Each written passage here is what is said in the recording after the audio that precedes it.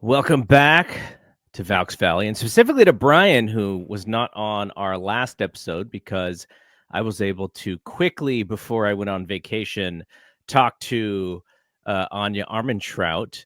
And so it's been a couple Pretty sure I weeks. was on the episode. I was before the interview. We did a little something. Yeah, You remember? true. We didn't have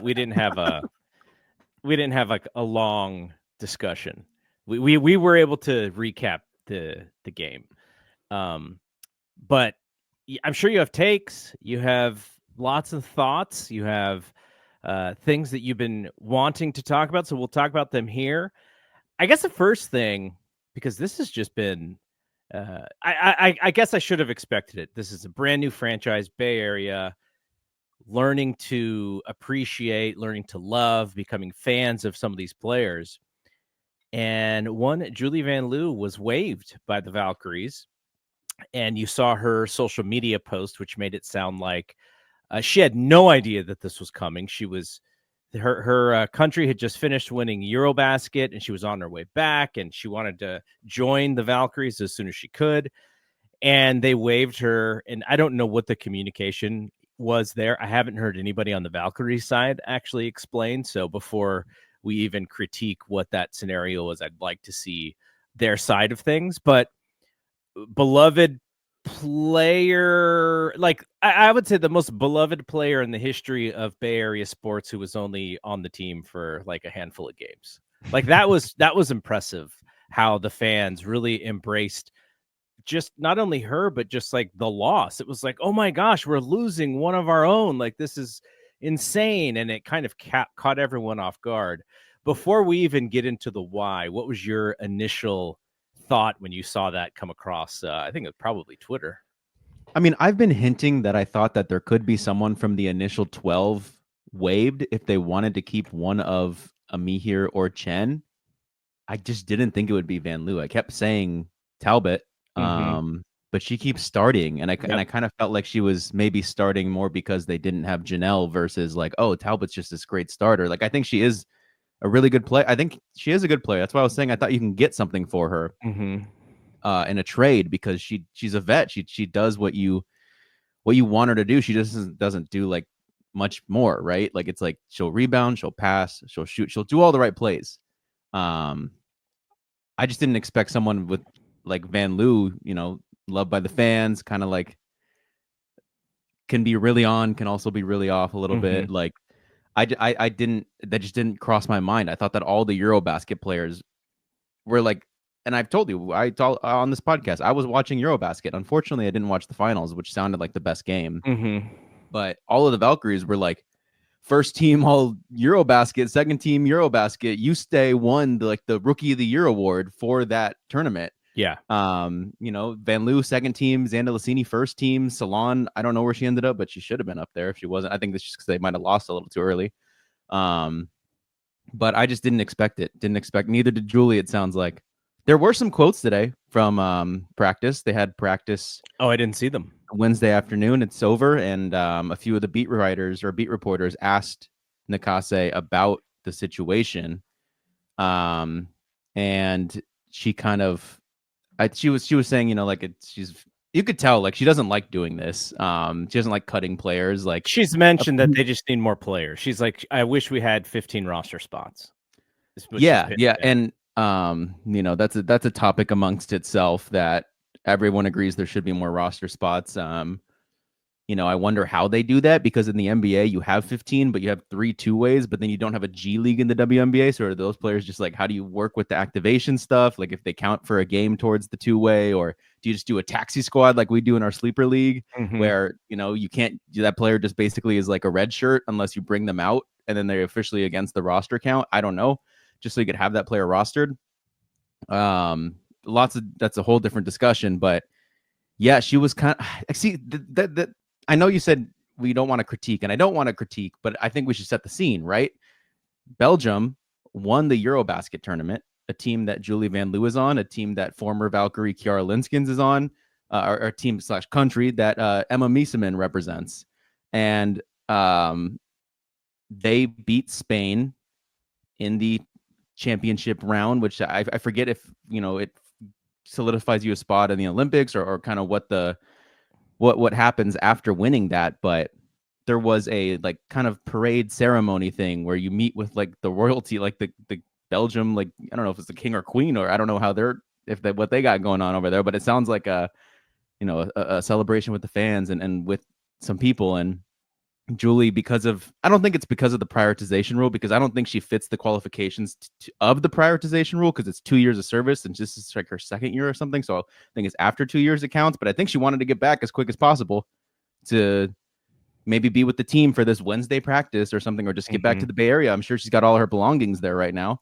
And she gets back, and I think it was when her flight landed in San Francisco that she learned that she got cut. So she missed the celebration, which is what's being critiqued right now, I think, of like, should have let her just, if you were going to cut her, you should have just let her go. Well, we don't know, if the Valkyries were aware of this. Maybe they should have been, but I think there's a question of I think they indirectly marketed themselves as, hey, European players, come play for us. Like, we understand your value. We understand that you have these obligations. Come play with us. We'll work through it. That's kind of what I was feeling post expansion draft. Some of the offseason pickups in Salon, in Linskins, and maybe those were the only two for the offseason. But it just seemed like there was a clear, and then the draft pick of Ustay just seemed like a clear, like, we're kind of going to be international heavy. And then to maybe do one of those players dirty, but we don't know yet. But it kind of, based on, I don't know if how familiar you are with Emma Miesemann, but she is like, I think Richard Cohen thinks she's the best player in the world. And didn't somebody say, or somebody made a funny tweet, like, if you brought her, they have a spot, they have money. If you brought her in after this break is over, then like all hell breaks loose or something like that. You have your 1A. You have not 1A. You have your 1. That's your 1. They get Miesemann. That's their 1. You could seriously say, does nobody have her rights? Nope. How is that even her possible? last appearance is Finals MVP in like 2022. Okay, I did see a quote by Natalie Nakase, and she said something to the effect of, the way that you show them respect is to bring them in and tell them face to face. That was their reasoning for not telling her before she took her plane ride or something. So I sense that the WNBA and in the history of the league, it is very tough. It is very cutthroat. It is very business oriented because they have so many spots. And not that the players should know this or be aware of it or always be on eggshells, but I'm sure for Julie, she's not a rookie, right? She kind of understands the business of basketball. And you could tell in her social media posts, she was very smart and strategic about not blaming and about mentioning how much she loved her experiences. So she is a pro's pro in that way. Now, I want to give you a little bit of numbers as far as why this move may not have been a terrible move just from a basketball on the court perspective. So I was looking at this, and the problem is that she only played 9 games. So you have a half of a season sample, whereas Kayla and Veronica have played 16 games. So when you look just at the numbers, your normal basketball stats, she's the worst player when it comes to plus minus. She's a minus 8.9. Now, to give her a little bit of credit, they gelled chemistry wise, like just recently, the last 9 games or something is when they really kicked off their run. So she was only a little bit of a part of that. She also shot the it looks like the 3rd most threes a game, and she only made 21% of those threes. What's that stack up against the rest of the squad? So from a 3-point shooting perspective, is she even the worst? No, she is not the worst, because Carla is at 10% off of 2.3 attempts per game, Monique Billings is 19% off of 1.5 attempts per game. And then it was Julie at 21.1% off of 4.2 attempts per game. Someone like Kayla shoots almost 7, and she's getting closer to 30%. The best 3-point shooter on the team, only in a small sample size, obviously, was Xanda Lacini. So we'll see if she continues. Bibby was probably up there too. When Bibby was at 42.1. Yeah. So she was second. And so just a couple of other numbers. I'm not here to make Julie sound like a terrible player in any way. But the thing that I wanted to look at more closely, because if you watch the games, the thing that stands out about Caitlin is Caitlin plays like a very a point guard who protects the basketball is kind of how I see it. She kind of feels like an old school NBA point guard. You're not getting like, there's not like this really, really good thing like that. She's not a great 3-point shooter. She's not a great scorer. She's honestly not even a great like Julie's a better facilitator than she is, but she just like does all the right things and like does all the hustle plays, dives on the ground all the time, makes the right pass, like she's kind of like Veronica Burton, honestly. Caitlin has 1 turnover per game in 19.3 minutes per game. She's only played 4 games. Julie at 20 minutes per game, she was averaging 2.6 turnovers per game. What are the assist splits for both players? This is where Julie wins, essentially, because she is the second leading assist person on the team behind Veronica Burton. Veronica averages 5.2, Julie averages 4.1. And it's very clear, if you watch the games, that Julie is going to make plays that Caitlin will not even attempt to make, right? Especially on passes, getting the ball up, fast breaks. Caitlin is going to be a little bit more guarded in those moments, at least so far. Caitlin could, I agree. It's also like, it's also not a diss to Caitlin. Julie's just a really gifted passer. Like she's just really gifted in that field. She sees the plays. She sees, the skip passes. She sees the pick and roll. Like she just knows how to get it to the roller and not a diss to Caitlin. Julie's just a really gifted facilitator. Yeah, it's very clear. Like she wants to play up-tempo basketball. Yes. She wants to push. She's pulling up for 3 off of the break and maybe doing some things that maybe was a little antithetical to how they wanted to play, though, as we know, Natalie wants them to shoot threes. You know that they shoot the most threes per game, and they have the worst. And they have the worst percentage by far. I say this every podcast. That's what I was doing before the podcast. I was just went to team stats, traditional, and just started filtering. Like, okay, what are they leading in? They actually lead in rebounds now. Yeah, I forget if they led in rebounds before, but they're 37.6 per game. Second is Atlanta Dream with 37.1.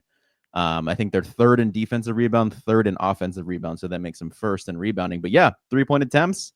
Number one in the league. Some of those offensive rebounds come off of those 3-point attempts too. Yeah, long misses. So 30.1 3-pointers attempts per game, and then percentage-wise, they're the worst at 28.7. So hypothetically, Julie fit in with what they wanted to do. Take a lot of threes and miss them. And at the same time, very easy to like. She had this little thing with KD. Fun story. KD, former Warriors player, just seemed like she had great fun spirit on the court. So yeah, like I understand the frustration, but again, it's like also this like early franchise stuff. You create your favorites. We didn't even have anybody to cheer for a couple of months ago, and then you watch the team play and you find your favorites, and I can definitely see why Julie was beloved. So now take the play into consideration. It makes a little bit of sense.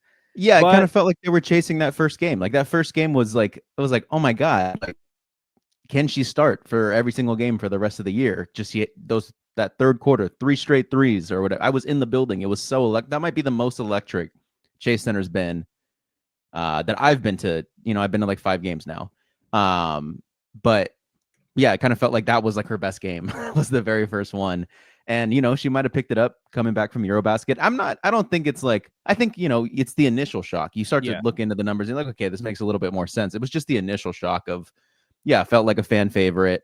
And I wonder, like, what do you think that signals to us? Like, that I haven't really nailed down what I think yet. Maybe it's just they're going to favor. Maybe part of it crossed my mind is Natalie Nakase kind of like never coached under Kerr, but kind of Kerr-ish. Like, is there some doghouse, like the talent kind of might hit some DMPs while we favor some of these players that work with what they're doing, might not have this amazing skill. I'm sure Warriors fans who hear this are like, oh, like Anthony Lamb, or like Anthony Lamb over Kuminga Moody and stints, like Lester Quinones over some of those guys, just guys who can figure it out because they've kind of been don't screw up and Yes. maybe don't create opportunities, but just don't screw up at the same time. Yes, Caitlin Chen, I think was a fifth year. I think Princeton and then I forget if she finished out. It was her fourth or fifth year in UConn, but she's 23, same age as Janelle. Carla's 21. Just kind of that's kind of what Caitlin's giving me, and like, again, I don't mean disrespect to Caitlin Chen. I think she's been very fun to watch, and the fan base is clearly behind her. But I'm not sure if you could tell me, like, what is her best skill, like what's her ceiling. I don't think you can convince me of anything above maybe a starting point guard one day, and that's really good. That is a good ceiling to have. But what about Carla? Carla has been injured. Okay, do we think like that still feels a little weird to me. I think I said last podcast, I was like, she got a weird DMP in Connecticut versus Connecticut, when the game we went to, and Nakase was asked about it afterwards, and she said, I just wanted to give Caitlin Chen an opportunity. Nothing had to do with injury. And then I was like, okay, let's keep an eye on this. Like, the next game, is Carla going to get a DMP? And it actually became that she has injured her back somehow. She has not played since. She has not played. Like, is there... I don't know. Like, it just is. It was so clearly not an injury thing, and now it's an injury thing. And it sounded like the injury was what? Was it the Dallas game that they were saying she got injured? Maybe Natalie was doing a little bit of gamesmanship, because Carla has this reputation of being a smaller player who gets bounced around, and so maybe she was trying to protect that a little bit, and then it did turn into something. It was weird the way that they handled it, but I'm hopeful that it's just Carla's got to work some things out. But let's say Carla is healthy, you got to imagine she gets those minutes that Caitlin's been getting, but at the same time, they're playing their best basketball with Caitlin as the backup point guard. Like, they're clearly playing their best basketball of the season these last several weeks. I agree. So that's going to be interesting how you, and so we can actually talk about this now, which is you have all of these players. So also they waived Chloe Bibby. They waived Bree Hall in addition to Julie. And Letitia Amihir and Caitlin Chen, they were kind of the ones that we were worried about. Right now, they're both on the team. What about Ileana Rupert? I've seen mixed stories about whether or not she's going to play. But if she does come to the team, they are desperate in need of a big. And so what do you think happens there if Rupert comes back and is playing for the rest of the season? Carla could go on some sort of injured list, maybe. I don't know. I don't know how that works in the WNBA as far as when you're trying to find spots for players like that. No, that means someone would have to be waived. They have to keep the 12 unless, I guess there is maybe some sort of like IL injured list that I don't know. But yeah, I think I've tried to keep us updated on this podcast, but the news that we heard from Ileana Rupert, she was on some French broadcast before the year started, and she said she was going to come after Eurobasket, and it was all in French, so I'm just believing a translator. But that's what I remember seeing and hearing. And Natalie was asked about it today about Rupert, and she said, you're going to have to ask the front office. Like, I don't know. And Ohema was not made available today, which would have been where the quotes came from for Julie that I would have, been like very interested to hear. But yeah, Eurobasket's over. We have no update on Rupert. Salon and Zandalasini are back. Do you know if they're playing this weekend? Gotta imagine. I would hope Temi, so. already played, right? Yeah, Timmy Like played. Temi did get knocked out at like an entire round before, so like a less week of her playing Eurobasket. But you'd have to think, because I also wonder, like, now that those players are back, do you think they go back to the starting lineup, which should, oops, my bad, that's my laundry, which should be Burton, Zandalasini, Thornton, Salon, and Temi, or do they kind of ease their way back into it with, they've been this starting lineup with Monique at the 5, Yeah, with Talbot at the 4, Kayla, Veronica, and Tip. Oh, you know what? Tip has to start. Who am I kidding? I think so. Tip has to start. So. And what would be interesting is they have if you could kind of recreate Talbot and Monique Billings, and probably talking Kate, and then figure out one of the guards as your second team, because they have great chemistry in the starting lineup, and you just kind of move them to the second team and you just run with the same group because they've been playing so well together, whether that's Veronica or Caitlin. But I think Tiffany Hayes would be amazing with that group, just to kind of be the one person who could get a bucket when they need it. So that's the thing that I think is most intriguing, because what happens if you bring back Janelle and Zandalasini, and then they kind of, like, chemistry wise, they stutter a little bit. I forgot to mention Kayla. Obviously, Kayla got hurt in the last game. She didn't even finish the game. I haven't heard about her, if she's okay, but it seemed like she got hit in the neck, or maybe had a headache, or I'm sure they were worried about concussion, but I haven't heard anything about it. But, like, there are so many lineups that they can put together, but really it's almost like, it almost is like going back to the first game of the season and trying to find the chemistry again. But that's why I would keep some of those players together in the second unit, just because they've been playing so well together. But then does your first unit suffer because of that? Though you would have Veronica and Kayla with that first unit. So at least they've been playing the entire season. They've been the two best players all season long. So it's going to be fun to see how they do it, because there is expectation. Now, we talked about this last time.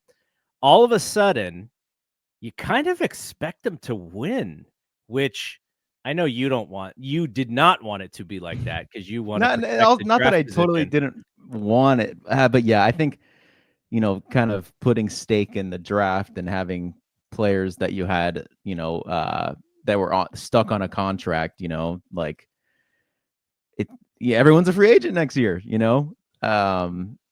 I think in the long run, this sets them up, as it seems like everyone's having a great time in this Bay Area. It seems like Julie was, like, genuinely, like, excited to return to San Francisco. Like, that's so good for this team in the long run to attract free agents. I just thought that if they get a good pick, I think it's a good draft at the top. I just want to make this mention real quick for folks who are watching us on YouTube. We do have an audio feed. If you are the audio podcast person as well, you can catch all of our episodes by searching for BSPN Bay Area Sports Podcasting Network. If you just search for BSPN, you will find us, but there's been some BSPNs in the past that don't really update anymore, but we're still stuck behind them. Hopefully soon enough we'll be ahead of them. But also, I wanted to shout out, now that you mentioned kind of where to find us, like, I recently typed in Valkyries on podcast search. We're nowhere to be found, but I want to. You know why? Because our name isn't Valkyries. Our channel is not Valkyries. That'd probably be an easier way for people to find us if we eventually figure out how to do that. But I want to shout out a few podcasts that I've been listening to for the Valkyries. The Valkyries Say Less podcast. It's been very entertaining. It's like these two women who are, like, teachers, and the podcast almost feels like this fun educational, like, they're the two cool subs that you used to have, or two cool teachers, and each podcast is, like, dedicated to a player and getting to know them, and there's, like, trivia in there. It's been very fun to listen to. Would definitely recommend. I think they were actually featured on one of the broadcasts, like the KPIX broadcasts, which is really cool. I think there's one called the 13th Team. A gentleman in, is it Australia? I think that maybe is doing a podcast as well. So I just love seeing all the additional Valkyries podcasts going. There's a KALW one. Kind of feels like the Daily, if you've ever listened to the Daily, but for Valkyries. Oh, no way. Not as frequent, of course, not every day, but kind of the vibe I get from it. So just a lot of cool stuff. And yeah, you won't find us if you go type in Valkyries. Maybe on YouTube. I haven't tried it on YouTube. We'll have to see about YouTube. I mean, we would have to split this podcast out of the main feed, which, could be something to think about if it makes sense down the line. Okay, so the upcoming schedule I thought was really interesting. It's a tough schedule. I just looked at it. Valkyries are 9-7, and on the Sabrina scale, I think they moved into the top 5 on the Sabrina scale. This week. But here's our true test at the Lynx on Saturday. By the way, this whole week off because of the Commissioner's Cup and stuff. Like, I get it, but teams could have played this week. They just you could have spaced out the last couple weeks, which were kind of brutal for some of these teams. But I wonder why teams didn't play this week.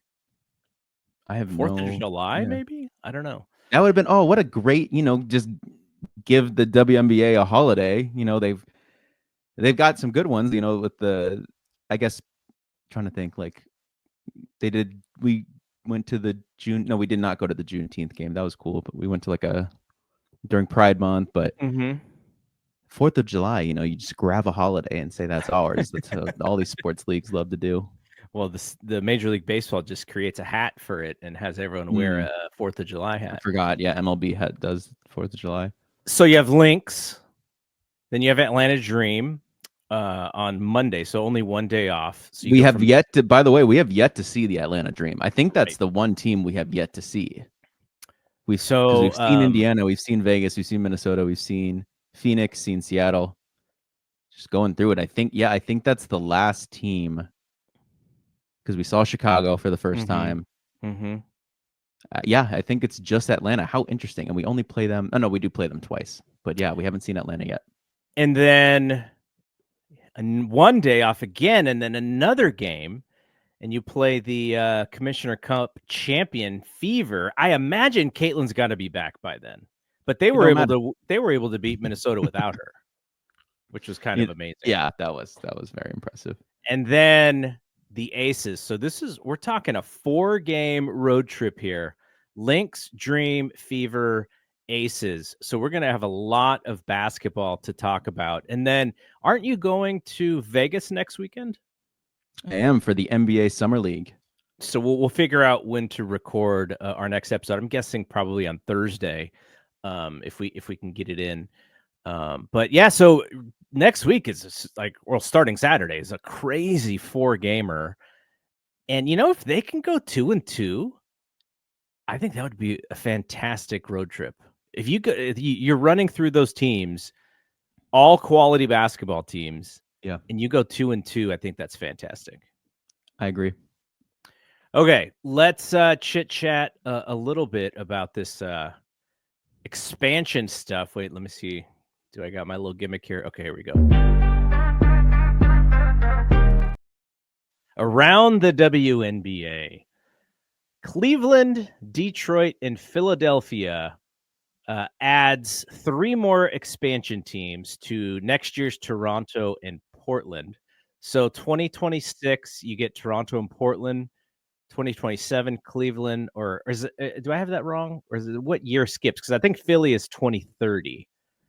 But essentially, over the next 5 years, we're adding 5 more teams, so we get up to 18. And I just remember, you remember when Kathy Engelbert was on the Bill Simmons podcast, and he was like, the only advice I have is like just don't expand too fast, because that just waters down the teams. And she's like, hold my beer. But at the same time, I very much understand it, because they're hot. Like, you look at the that number came out of how much the Valkyries are worth as a franchise, and everyone's number went up. You see still the popularity of Caitlin, and then even Paige. Like Paige is starting in the All-Star game. So, I think the newbies who kind of came in through NIL, they already come in really popular because of NIL, and women's college basketball, of course, is also a very popular sport. And so they kind of they're elevating other folks, Angel, as well. So I think it's an interesting thing. And, I've seen some positives and negatives in the expansion. But what do you think about them getting to 18 teams over the next 5 years? I mean, great stuff. More roster spots, but I know that, they still want to, the players now are kind of like, well, let's also, keep in mind the players now of, there's a lot of players that do not have a team. How can we help the players now? But also, adding those teams, adding those markets as well. NBA, kind of associated with the NBA, with the Pistons, with the Cavs, with the 76ers, like we're gonna get to the 30 eventually. Like I have no doubt in my mind that this is just gonna keep going up. That's why I felt it in I think it was 20. I've mentioned on the pod a couple times, but I remember my first, like, I've always known who like the top players were, but when that Arizona game was happening, when you guys were visiting for I think it was my graduation or something, or in 2021, and it was Arizona versus Stanford, and Stanford beat Arizona, I was like, holy crap, this was an incredible game. And then you could just start to feel, oh, okay, the Bay Area is going to get a team, and there's been so much momentum, and then Caitlin and Angel, and it's just Paige just keeps being like this. Now we have Juju to look forward to, and it's just, I think, like I said, like, I think there was maybe, when it comes to like these younger players, like parents growing up, putting their kids through the AAU circuit, like, I think I've said this before, but on the Arizona team, there was a woman named Maya Naji who was a top recruit, and you might recognize that name because she's related to Zeke Naji, former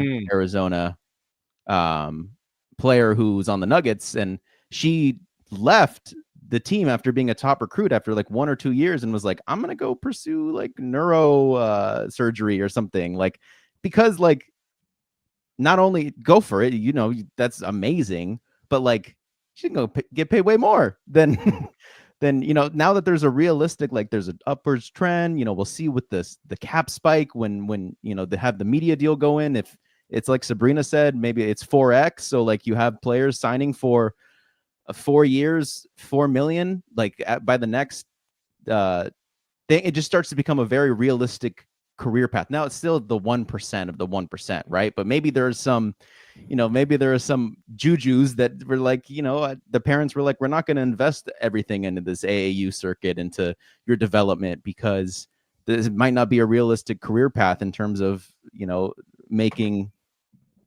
some money. And now that just feels like it won't even be a conversation.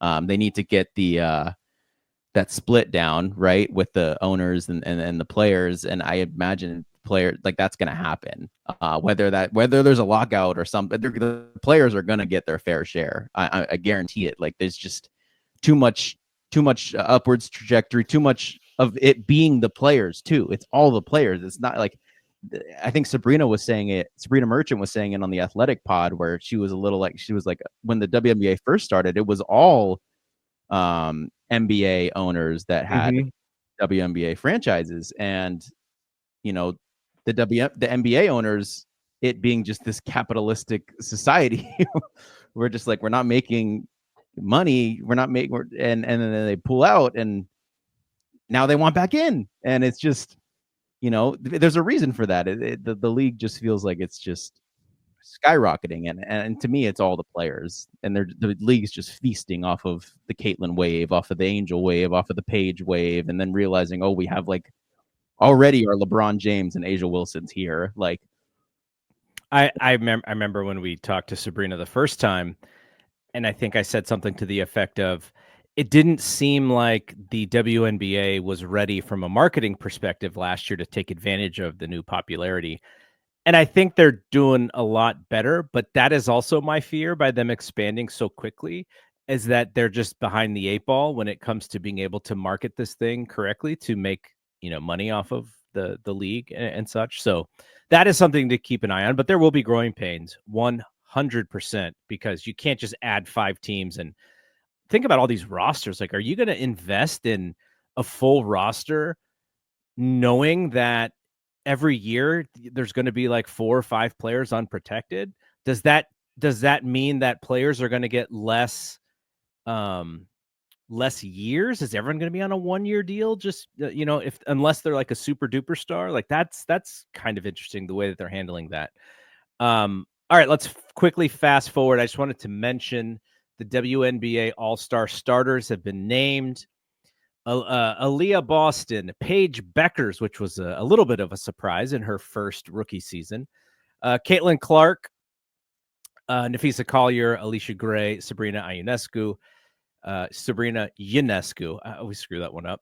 Nneka Agumake, Satu Sabali, Brianna Stewart, Asia Wilson are your 10 starters, and they're going to do a draft at some point with Nafisa and Caitlin making the picks. And then we also have to announce the reserves. The politics behind this thing was so interesting because there's a lot of people who are mad that Caitlin was like 9th in the player vote or something. And I was like, she hasn't even played half the season. Like, if you're trying to gauge who deserves to play in this All-Star game based off of playing the whole season, Caitlin's only played in probably a little bit more than half the games. What is even Paige's games played though? True. Wasn't she like concussioned for a little bit? Yeah, and I think again, that some of that had to do with the fan vote because she was, I think she was 6th in the fan vote overall. Wow. Actually, you know what? What's interesting is I don't know. I imagine Angel Reese did really well in the fan vote, but she did because she didn't get selected. I don't see the numbers here. But the whole politics of it is so interesting. Like Nneka Agumake, out of the starters, she had the least amount of fan votes, less than 400,000 fan votes. But I'm assuming she just ranked really high from the Media. players voting. And yeah, it's 50% fan, 25% player, and 25% media is how they are determined. So, are we going to get? Remember what I said though? Like, you'd think, right? Valkyries have sold out every game, and you think that we'd have a player high in the fan vote, but I said they couldn't like coalesce around like one player to like Kayla started a little bit too late. I think that would have been the one if she was playing like she's been playing. But every graphic had Kayla, Veronica, Kate, Temi. Like there were just too many players on all the graphics that they were marketing. They should have just went with Kayla and Veronica. I think I wouldn't be surprised if Kate ended up getting the most fan votes. That'd be interesting to see. I think Kayla should be an All-Star. Yeah, 100%. I hope so. I hope they get one, and it'll be great because you have the most rabid fan base in the league, or one of them. There are a couple of rabid fan bases, and I know Golden State is right up there. Okay, so I've created this for our socials called the quickest take. So this is a short one. Give me your reasons why the Valkyries make the playoffs this year. The Valkyries make the playoffs because I'm already thinking about it. It's not the quickest take. I don't know. They keep surprising people every single game. They keep surprising people. I think Sabrina said it on the Athletic podcast too. It's like they just keep surprising me. They keep beating good teams.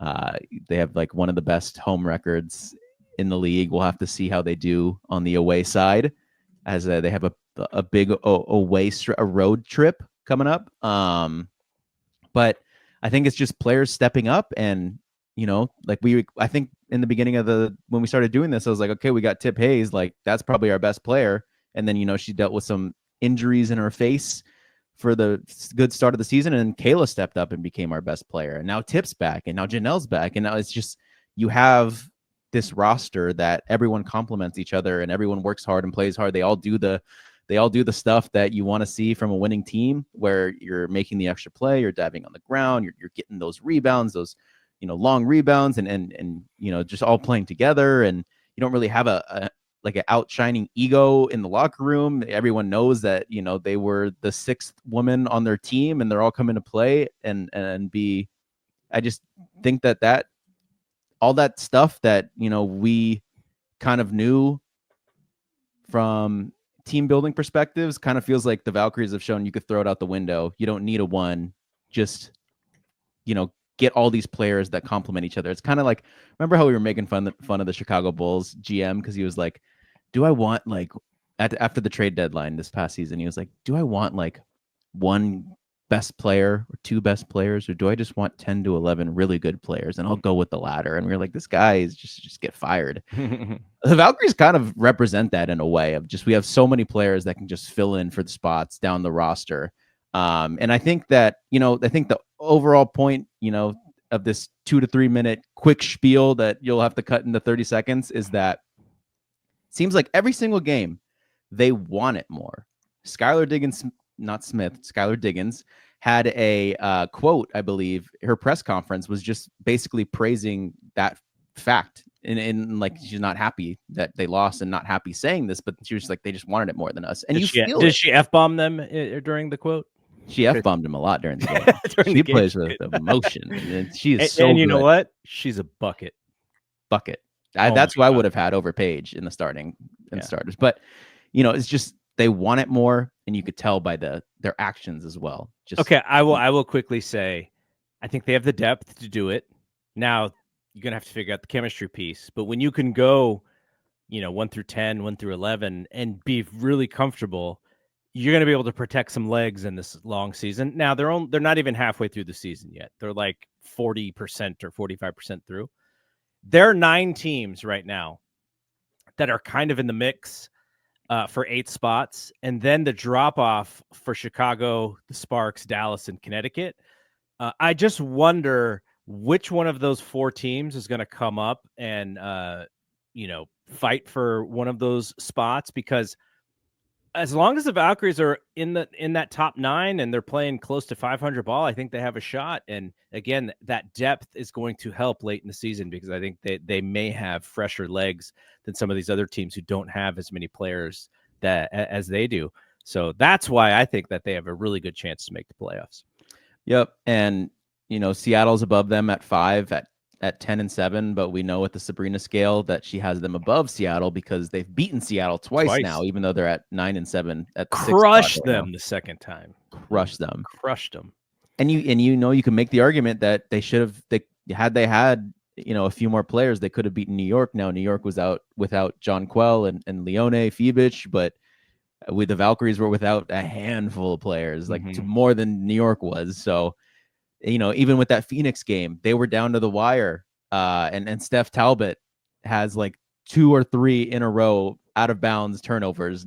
They weren't on the same page as a team. And now you can convince me that you replay those games with the chemistry they've built, and I know that's hypothetical because maybe Phoenix has put some stuff together since then too. They got Clea Copper back, but they just happen to be in every single one of these games. Even that game I went to against Minnesota, you could feel like there was something, there was a chance. Mm-hmm. So I think that's going to keep, as long as, barring injury, I think they're just always going to be in the mix, given that the effort, if you had an effort stat, you rate them number 1, you have to. Okay, so that's going to be it from here. We will be back next week before Brian goes to Las Vegas with another episode of Valks Valley. If you can subscribe on the YouTube, we have increased our YouTube subscribers, a lot of it because of this podcast. So appreciate all of you who are checking us out. You can always reach out to me if you have any feedback, gg@bspnmedia.com. Though I already had to ban someone from the page because he's just being negative and a jerky guy. Also, like I mentioned earlier, the the audio feed, you can check us out. Just search for BSPN, Bay Area Sports Podcasting Network. We have a handful of shows. We talk Giants, we talk Valkyries, we talk 49ers, and we'll have a new 49er show at some point next week, as well as the Warriors. We'll have a Warriors show later this week in the feed as well. All right, so for Bri, I am Double G. We will see you when we see you. Peace out.